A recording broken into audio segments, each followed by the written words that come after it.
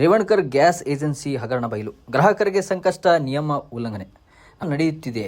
ಹೌದು, ಕಾರವಾರ ರಸ್ತೆಯಲ್ಲಿರುವ ರೇವಣ್ಕರ್ ಗ್ಯಾಸ್ ಏಜೆನ್ಸಿಯ ವಿರುದ್ಧ ಈಗ ಸಾರ್ವಜನಿಕರು ಆಕ್ರೋಶ ವ್ಯಕ್ತಪಡಿಸುತ್ತಿದ್ದಾರೆ.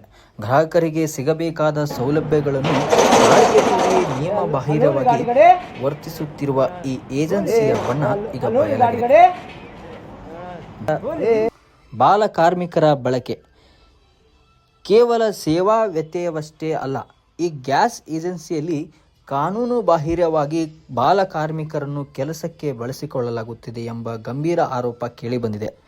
ಇಲಾಖೆಗಳ ಗಮನಕ್ಕೆ ಕಾರ್ಮಿಕರ ಇಲಾಖೆ ಇಲ್ಲಿ ನಡೆಯುತ್ತಿರುವ ಬಾಲ ಕಾರ್ಮಿಕರ ಪದ್ಧತಿಯನ್ನು ಕೂಡಲೇ ಪತ್ತೆ ಹಚ್ಚಿ 4-5 ಡೇಸ್ ಅಲ್ಲ, ನೀವು 10 ಡೇಸ್ ತಗೋರಿ, ಅದೇನು ಸಮಸ್ಯೆ ಇಲ್ಲ. ಅವ್ರ ಮನೆಗೆ ಡೆಲಿವರಿ ಕೊಡ್ರಿ.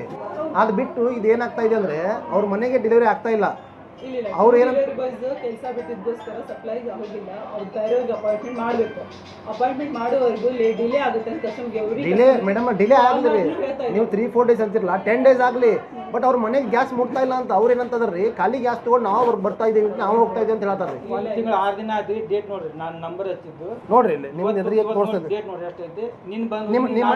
ನಿಮ್ಮ ಮನೆಗೆ ಯಾಕೆ ಗ್ಯಾಸ್ ಬಂದಿಲ್ಲ ರೀ? ಗ್ಯಾಸ್ ನಿಮ್ಮ ಮನೆಗೆ ಯಾಕೆ ಬಂದಿಲ್ಲ? ಇಲ್ಲಿ ನೋಡ್ರಿ, ಏಪ್ರಿಲ್ ಐತಿದೆ ನೋಡ್ರಿ, 1ನೇ ತಾರೀಕು ಏಪ್ರಿಲ್ ಐತಿರೋದು ಇನ್ನೂವರೆಗೂ ಮಟ್ಟ ಬಂದಿಲ್ಲ.